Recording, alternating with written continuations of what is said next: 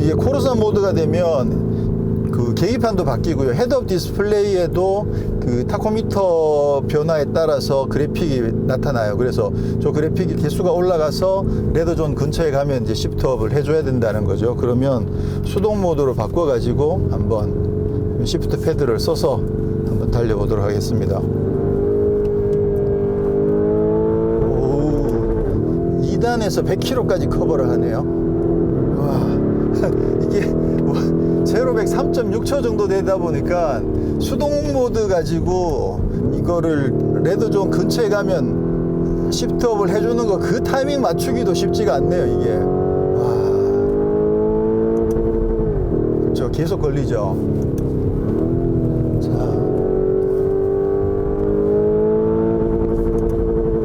아, 참 어렵다. 어려워. 지금 이게 산길에서 탈 수 있는 차가 아니에요. 이게 그냥 그것만 확인하는 것으로 산길 주행은 정리를 해야 될 것 같습니다. 이 차는 이 코르사 모드까지를 즐기려면 서킷 가서 정말 제대로 타야 되는 상황일 것 같고요. 지금 산길을 이렇게 가볍게 주행해 봤을 때 이건 뭐 일단 타이어가 아까 보신 것처럼 타이어가 괴물이죠. 이게 무게가 2.2톤이 넘지만 그럼에도 불구하고 타이어가 사실 워낙 괴물이고, 그런데다가 토크 벡터링 잘 들어가 있죠. 사륜구동 민첩하죠. 거기다가 그 액티브 스테빌라이저 컨트롤까지 있다 보니까 이거는 뭐 롤 자체도 거의 이렇게 해도 롤 자체도 거의 느끼기 힘들고 머리는 그냥 휙휙 돌아 들어가요. 그냥 바로 휙 들어. 와, 이렇게 잘 돌아가냐. 제가 이게 휠베이스가 워낙 길어 가지고 이게 강력한 가속력과 직진 안정성, 시속 300km가 넘어가는 그런 것들을 위해서 당연히 이제 휠베이스 세팅을 그런 의도 때문에 길게 했나 보다라고 생각을 했는데, 그런데도 그런 부분들을 사륜 조향이나 이런 기능들을 활용을 해가지고 토크 벡터링까지 활용을 해서 코너에서도 머리가 돌아가는 게 진짜 횡설수설 할 수밖에 없게 만드네 진짜. 자, 그러면 뒤로 바꾸고, 이 정도면 이건 뭐 스포츠카죠. 사실 스트라다 모드에서는 승차감이 상당히 좋거든요. 그러다 보니까 일반 조금 고성능 SUV들이랑 어느 정도는 느낌이 좀 비슷해요. 그렇지만 일단 이런 어떤 실내 분위기라든가 이런 것이 주는 어떤 차별성, 이런 것들이 있긴 하지만 주행 감각, 특히나 승차감 이런 부분들에서는 웬만한 다른 고성능 SUV랑 사실 뭐 큰 차이를 모르겠다라는 느낌이 살짝 들 수도 있는데, 물론 약간의 느낌이 차이가 있긴 합니다만, 그랬었는데 이 코르사 모드로 산길을 달려보니까 이거는 지금까지 SUV들 중에서는 이런 차는 없었죠.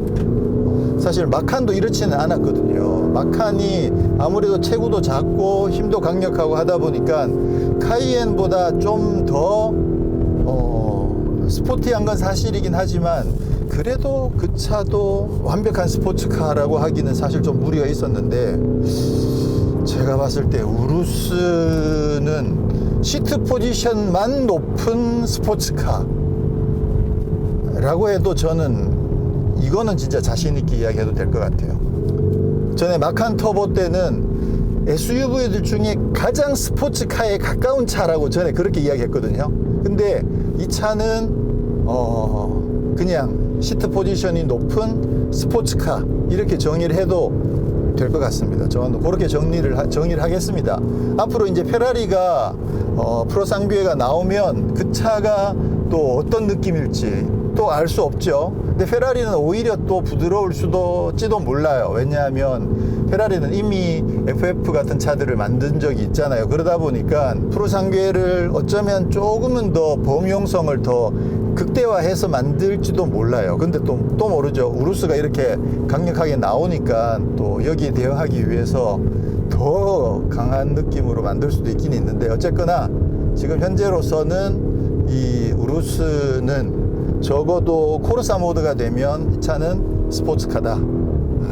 이게 아벤타도르나 아니면 우라칸 같은 람보르기니 스포츠카냐 라고 하면은 어쩔 수 없이 약간의 마진이 있는 건 사실이긴 한데, 근데 스포츠카라는 범주에 놓고 봤을 때는 이 차는 스포츠카가 맞습니다. 와, 야, 진짜 멋지네요. 차 하나로 진짜 모든 장르들을 다 섭렵해버리는, 와, 진짜 끝판왕이네요. 끝판왕. 그런데다가 스타일도 멋지지, 공간도 넉넉하지, 그리고 뭐 SUV로서 뒤에 뭐 화물 공간이나 그런 부분들도 좋죠. 2열 승객 공간도 좋죠. 진짜 이거 실내 여기도 사실 이거 우리가 우라칸이나 아벤타도르를 생각해서 이 부분이 조금 심심해진 느낌이지, 사실 웬만한 다른 스포츠카들이랑 비교해 봤을 때 빠지는 구성은 아니거든요.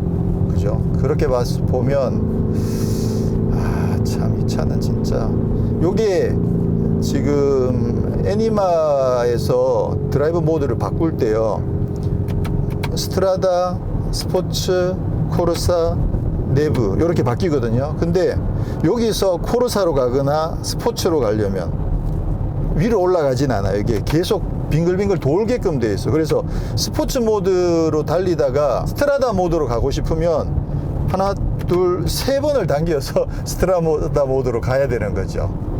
이거 위로 올려서 위로도 갈 수 있게 하는 게 사실 좀 더 좋긴 한데, 왜냐하면 스포츠 모드로 타다가 스트라다로 가게 될 거 아니에요. 근데 이 차는 그게 안 된다는 거. 그래서 코르사 모드로 타다가도 스포츠 모드나 스트라다로 가려면 밑으로 다시 내려와서 하나, 둘 이렇게 와야 된다는 거죠. 이거 조금 불편하긴 하네요. 그래도 뭐 이 정도면 뭐. 그리고 이 당길 때 이 조작감이 조금 소리 나는 게 척 소리 나는 게, 이게 좀 람보르기니랑 조금 안 어울려. 이게 소리가 나더라도 아주 막 쇳소리가 나거나 아니면 정말 좀 빡빡한 느낌으로 절도감이 좀 더 극대화되면 좋겠다 라는 생각이 드는데, 이게 다른 스포츠카에서 이 정도면 사실 나쁘진 않아요. 그렇게 나쁘진 않은데, 이게 람보르기니인 걸 감안하면 요 조작감은 조금 더 묵직하고 단단하고 빡빡하게 그렇게 움직여주는 게 더 좋지 않을까, 그런 생각이 좀 드네요. 지금 스트라다 모드잖아요. 이렇게 산길 주행하는 거, 와, 이거 진짜 너무 편해요. 와, 스트라다 모드의 기본적인 승차감은 전체적으로 조금 단단한 편이에요. 그러니까 전체적으로 봤을 때 좀 단단한데, 끝단에서 이제 요철을 걸러주는 실력은 충분히 좋습니다. 이거를 만약에 SUV라고 생각하고 패밀리가 함께 타는 SUV라고 생각을 하고, 그래서 카이엔이나 아니면 투아렉 같은 아주 부드러운 승차감을 기대하시면 조금 아쉬울 수 있어요. 좀 단단해요. 그렇긴 한데, 이 승차감에 조금만 익숙해지시면 금방 익숙해져요. 그렇게 되면 사실 스트라다 모드의 이 승차감은 그렇게 나쁘진 않습니다. 전체적으로 아주 안정감도 잘 전달이 되고, 전체적으로 단단한 느낌도 있으면서 요철들은 잘 걸러주고 있어서 이거 뭐 상당히 좋습니다. 그리고 뭐 기본적으로 서스펜션이 워낙 높기 때문에 뭐 범피로드 이런 버튼도 사실 필요하진 않고요. 근데 지금 차가 성능이 워낙 좋기 때문에 뭐 개인적으로는 이게 이제 코르사 모드로 타도 좋긴 한데, 사실 코르사 모드는 뭐 ESP 코르사로 바뀌고, 또 뭐 워낙 또 기름도 많이 먹고 그렇게 주행을 하게 되기 때문에 조금은 편하면서도 안정감은 조금 더 높이고 싶다, 그랬을 경우에는 이쪽에 에고를 통해 가지고 파워트레인은 스무드, 그리고 스티어링은 스무드나 뭐 미디엄 정도, 그리고 서스펜션을 스포티브, 요렇게 해서 세팅을 해 놓으면 전체적으로 스티어링과 파워트레인 감각은 좀 편안한데, 근데 하체는 아주 안정적으로 안정감을 높여주는, 단단하면서도 안정감이 높은, 물론 이렇게 하면 이제 승차감은 조금 나빠지긴 하겠지만 근데 요거 느낌이 상당히 있거든요. 요거 느낌 있어요. 그래서 굉장히 편한데 하체를 딱 움켜쥐고 단단하게 가주는 요런 느낌. 요것도 사실 저는 개인적으로는 조금 이렇게 끌리긴 합니다. 요 모드. 물론 이제 개인 취향에 따라서 뭐 다르게 세팅하실 수도 있겠죠. 근데 예를 들어서 반대로 파워트레인 쪽은 아주 강하게 하고 서스펜션은 부드럽게 하게 되면, 그러면 뭐 나름 빠르면서도 편안해 라고 이야기할 수도 있는데, 그거는 사실 추천은 할 수 없는 게, 그렇게 하면 안정성이 떨어지는 거거든요. 그래서 만약에 아주 위급한 상황에 대처해야 되는 상황이 왔다, 막 굉장히 빠른 속도에서, 그런 상황에서는 아무래도 대처하기가 힘들어지니까 그 모드를 추천하기는 좀 어렵죠. 고속도로라고 하더라도 아무래도 고속 속도가 올라간다 그러면 서스펜션은 단단하게 스포티브로 세팅하는 게 훨씬 더 안정감에 도움이 되기 때문에 그거는 아닌 것 같고, 그렇게 따지면 이 에고 모드의 추천은 이제 물론 파워트레인이 3단계니까, 그러니까 뭐 1단, 2단 중에서 선택을 하고, 또 서스펜션은 강한 스포티브로 선택하고, 요거 모드 저는 괜찮은 것 같아요. 지금 이게 노면이요, 진짜 SUV 느낌이 전혀 아니에요. 이게 스트라다 모드인데도 하체가 엄청, 뭐라고 해야 되지, 아주 스마트하게 단단한 느낌. 무식하게 단단한 게 아니고 충분히 요철을 걸러주면서 아주 젠틀한 느낌 좋네요 이거. 자, 그러면 코르사 모드에 두고요, 급가속을 한번 해보도록 하겠습니다. 하나, 둘, 셋.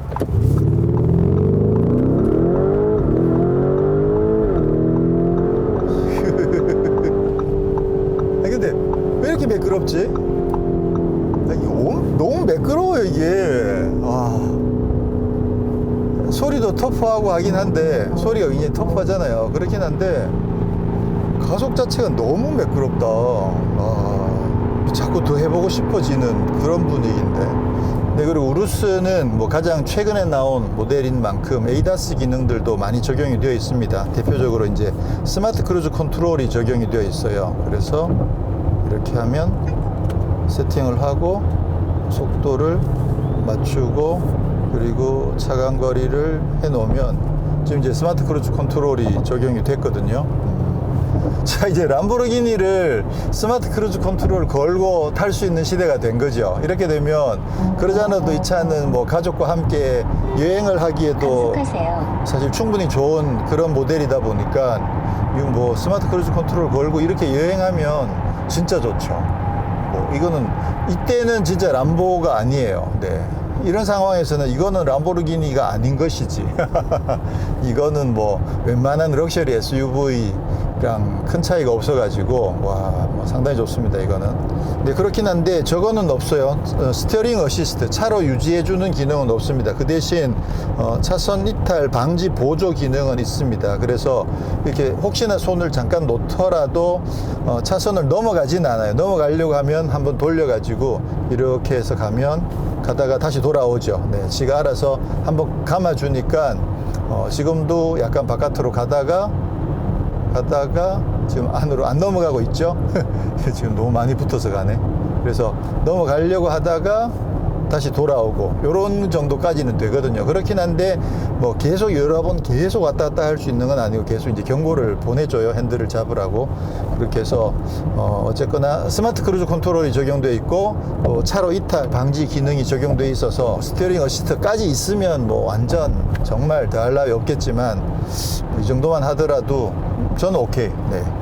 이 우루스가 이 차에 지금 스마트 크루즈 컨트롤이면 진짜 감지덕지죠. 저는 다른 차에서는 이렇게 이야기 안 합니다 진짜. 근데 뭐든지 있는 게 좋죠. 있는 게 좋은데, 근데 이제 뭐 우루스 정도라면 엘카스 없고 그리고 차로 이탈 방지까지만 있어도 이 정도만 해도 저는 뭐 진짜 감지덕지라고 생각을 합니다. 다시 돌아오잖아요. 그리고 안 넘어가고. 이 정도만 해도 뭐 잠깐 급한 일이 있어서 손 놓고 뭘 해야 되는 그런 상황에서는 자기가 어느 정도 유지를 해주니까 진짜 훌륭하죠. 참 많은 것을 했습니다. 람보르기니 우루스가. 고속주행은 조금 해봤는데요. 일단 뭐 너무 매끈해요. 너무 매끈하고 가속도 꾸준하게 속도를 잘 올려주고 그런 상황이라서 좋습니다. 그냥 좋아요. 물론 뭐 엄청나게 높은 고속에서 급차선 변경을 한다든가 그거까지 못 해봤어요. 그렇게까지는 지금 여건 자체가 되질 않아 가지고 그런 것까지 못 해봤지만 기본적으로 고속에서의 직진 안정성 이런 것들은 굉장히 좋습니다. 자, 그럼 여기서 한번 핸들을 놔 볼까요? 여기 지금 커브길이거든요. 자, 안 넘어가고 지금 안쪽으로 몰아 넣어주고 있죠. 근데 이게 완전히 넘어가진 않네.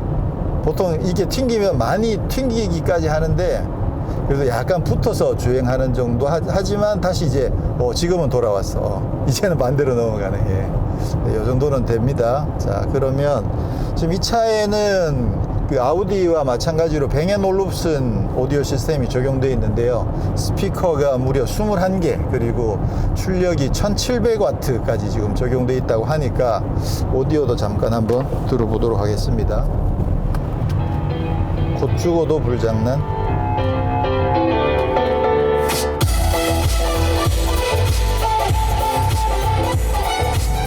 네, 일단 뭐 출력도 좋고요, 타격감도 좋고 엄청 풍성하네요. 그렇긴 한데 지금 요거는 어디 사운드 세팅은 조금 찾아볼 필요가 있을 것 같아요. 세팅에 들어가 보면 설정에서 여기 이 사운드가 있죠. 사운드에 들어가 보면 지금 고음이랑 저음, 중음이 없이 고음, 저음 두 가지를 선택할 수 있고 밸런스가 서브우퍼를 선택하는 게 있고 그리고 위치를 선택하는 영화도 있네요. 영화 모드 있네. 요거 있고 그다음에 서라운드 레벨도 이렇게 있거든요. 3D 효과 그다음에 이런 것들이 있는데 3D 효과를 한번 끄고 그다음에 영화 모드로 해서 한번 들어보겠습니다.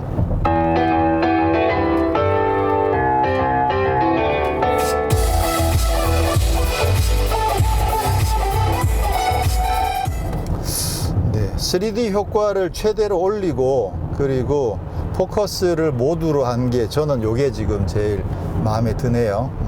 제 취향은 요거인 것 같아요. 그래서 요 상태에서 다른 곡을 또 우리 극강의 비트감을 선사하는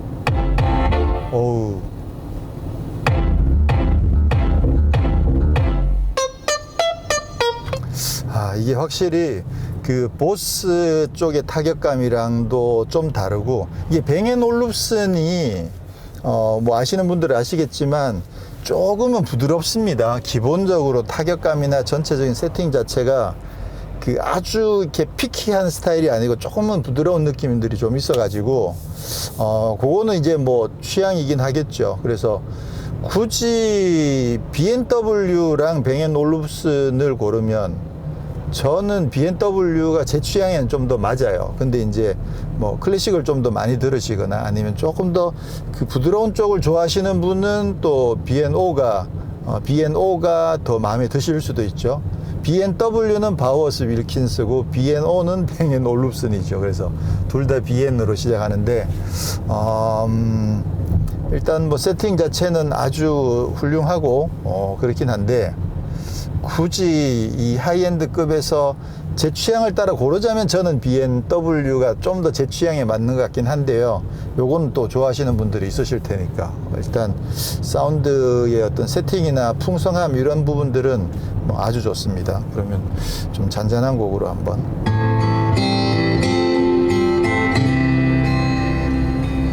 Walking down 29th and Park. 제 취향의 사운드를 찾기가 조금 쉽진 않네요.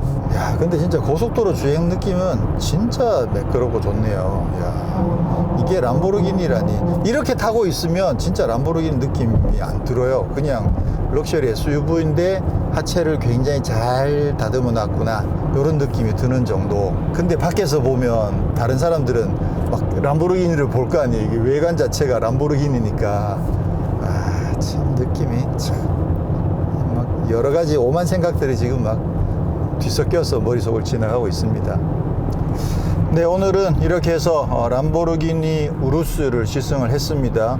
예전에 LM002라는 SUV가 있었거든요. 람보르기니의 허머 뭐 이렇게 부르기도 했었던 그런 SUV가 과거에 한번 있었기 때문에 사실 람보르기니 최초의 SUV는 아니지만 슈퍼 스포츠 SUV 혹은 슈퍼 SUV라는 타이틀을 붙인 최초의 SUV가 람보르기니에서 나온 건 사실이긴 하죠. 그리고 최근에 람보르기니가 계속해서 그 투도어 투시트의 미드십 그 고성능 스포츠카만 계속해서 만들어 오다가 드디어 람보르기니를 매일 탈 수 있는, 람보르기니를 다양한 용도로 사용할 수 있는 그런 람보르기니를 만들어낸 것이 우루스다. 앞서서도 말씀드린 것처럼 이 우루스에 대한 접근은 SUV를 어떻게 하면 람보르기니스럽게 만들까 라기보다는 내가 사랑에 맞지 않는 람보르기니를 매일 탈 방법이 없을까? 라고 생각해서 접근해서 개발한 모델이 이 우루스가 아닌가 이렇게 생각을 합니다. 그러다 보니까 사실 외관은 누가 봐도 람보르기니라는 느낌이 팍 들죠. 그리고 실내도 일반 뭐 이 정도만 하면 그래도 조금은 많이 부드러워지긴 했습니다만 그래도 람보르기니의 정체성들이 많이 묻어 있고 그런 반면에 이게 코르사 모드가 되면 이 자체로도 스포츠카라고 할 만큼 정말 강력한 성능을 가지고 있습니다. 특히나 뭐 카이엔처럼 다양한 그레이드의 엔진 라인업이 있는 것이 아니고 오로지 우루스 한 가지, V8 4.0 트윈 터보 650마력 한 가지, 제로백 3.6초 이 한 가지만 있는데, 근데 이 차만 가지고 코르사 모드에서는 정말 강력한 스포츠카로 즐길 수 있고, 스트라다 모드에서는 정말 편안한 패밀리용 또는 비즈니스용 SUV로 즐길 수 있다. 그리고 어떻게 신발만 좀 편하게 갈아 신을 수 있으면 뭐 오프로드도 편하게 들어갈 수 있다. 네, 그런 점에서 사실 람보르기니라는 브랜드 자체가 슈퍼리치를 위한 브랜드인 건 맞죠. 그러다 보니까 이 우루스라는 접근 자체가 슈퍼리치들의 SUV로 접근할 수밖에 없습니다. 그래서 그분들이 뭐 어마어마한 재산들을 갖고 있어서 자동차도 뭐 여러 대가 있고 차도 골라서 타시는 분들이면 사실 이 우루스를 SUV로서 오프로드에 끌고 가실 수 있는 분들도 계시겠죠, 당연히. 네.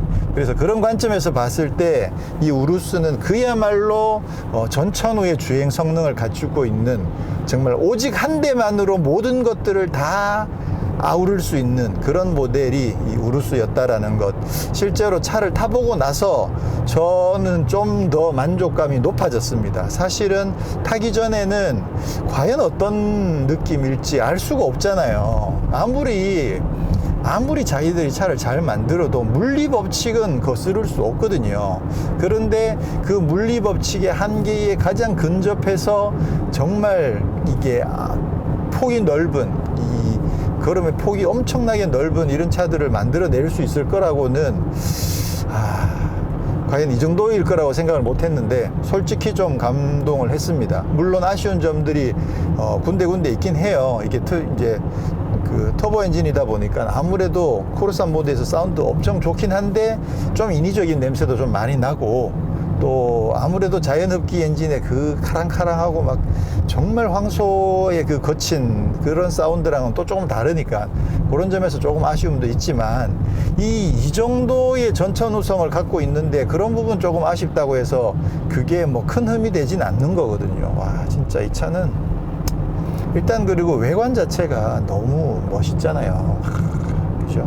이 차 끌고 그 쇼핑하러 간다고 생각을 해보세요. 와, 진짜 쇼핑몰에서 람보르기니 못 보잖아. 지금까지 쇼핑몰에서 람보르기니 볼 수 없었다면 이제는 쇼핑몰에서 람보르기니 볼 수 있는 거거든요. 그죠? 해수욕장 해변에 해변까지는 람보르기니 끌고 올 수 있나? 캠핑장, 그죠?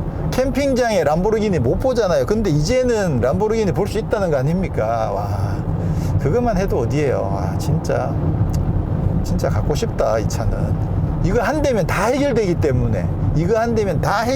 때문에, 진짜 갖고 싶어지는 거죠. 와.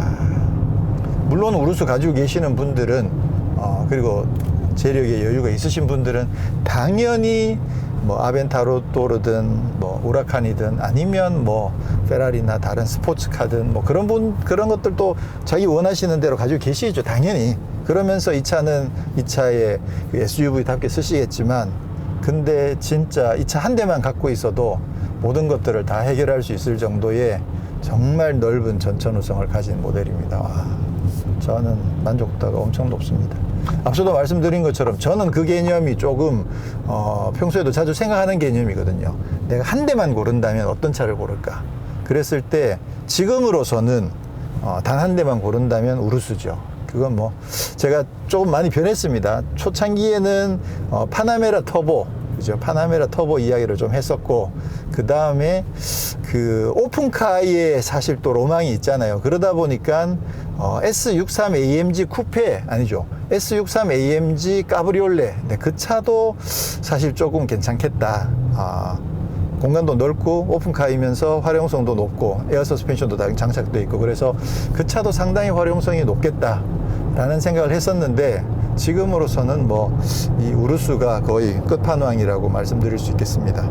지금 현재 이 차 가격이 2억 5천에서 시작이거든요. 그러니까 옵션을 더하게 되면 그 이상으로 올라가게 되는데, 기본적으로 주행과 관련된 부분들은 다 기본으로 포함이 되어 있지만, 그 카본 세라믹 브레이크, 네, 요거는 옵션입니다. 그리고 이제 무슨 가죽이라든가 이런 스티치라든가 카본이라든가 이런 재질들은 또 옵션이겠죠. 그래서 람보르기니 코리아에서 기본으로 설정해 놓은 가격이 2억 5천이더라. 근데 사실 이게 그 람보르기니는 있잖아요. 이게 물량이 쉽지가 않아요. 지금 이 차 같은 경우도 지금 대기가 1년이라고 그러거든요. 이제 람보르기니 코리아, 이제 혹시 이제 공식 딜러에서 지금 물량 대기가 1년 정도, 1년이 아니구나. 1년이 훨씬 넘는다고 그랬어요. 왜 그러냐면 수요가 너무 많아서 그래요. 지금 예전 람보르기니에 비하면 지금 우루스는 굉장히 많이 찍어내고 있거든요. 찍어낸다는 표현이 이상하긴 하지만 어쨌거나 아벤타도르나 우라칸에 비해서는 우루스는 진짜 많이 만들고 있는데도 불구하고 글로벌 전체에서 워낙 수요가 높기 때문에 한국에다가 이번 우루스는 물량 배정도 굉장히 많이 해준 편이에요. 그동안 우라칸이나 아벤타도르는 초창기에 한국의 물량 배정이 너무 안 돼가지고 그게 그 영업하시는 분들이 굉장히 고충이었거든요. 뭐냐면 계약은 다 받아놨는데 물건이 안 들어오니까, 그러니까 결국은 인도가 안 돼가지고 어려움들이 있었는데, 지금 이번 우루스 같은 경우는 실제로 한국에 물량 배정을 많이 해주고 있음에도 불구하고 여전히 대기 기간이 긴 것은 그만큼 인기가 높기 때문인 거죠. 그래서 기다리시는 분들 부럽습니다.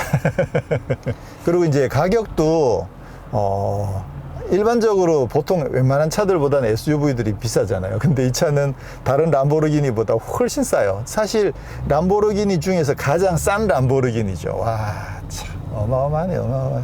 아니구나.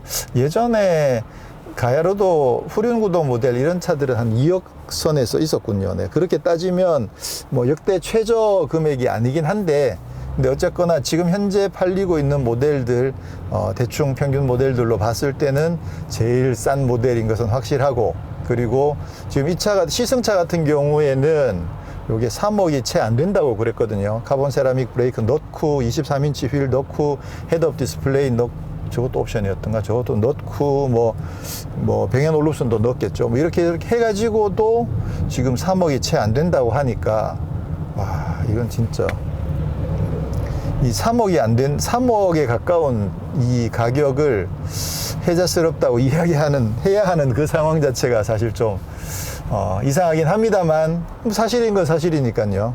진짜 멋집니다. 이 변속기도 지금 자동 8단 토크 컨버터 방식의 자동 8단이잖아요. 그러니까 이제 싱글 클러치 변속기도 아니고 DCT보다도 아무래도 좀 더 유용성이 높으니까 여러모로 좋네요. 와, 도어 포켓 진짜 넓다. 이건 뭐 계속 궁시렁궁시렁 하면서 계속 이야기할 수 있을 것 같아요. 지구상에 있는 모든 자동차들 가운데 단 한 대를 고르신다면 저의 선택은 우루스입니다. 프로 상계가 나올 때까지. 그때 가봐야 아는 거죠. 그건 또. 네, 저는 이렇게 우루스 시승을 마치고 다음에 또 다른 모델로 찾아뵙도록 하겠습니다. 고맙습니다. 자동차와 삶을 사랑하는 사람들, 바로 여러분들이 모터리언입니다. 많은 모터리언 분들이 대박 나셔서 우루스 사시는 분들도 많아지셨으면 좋겠습니다.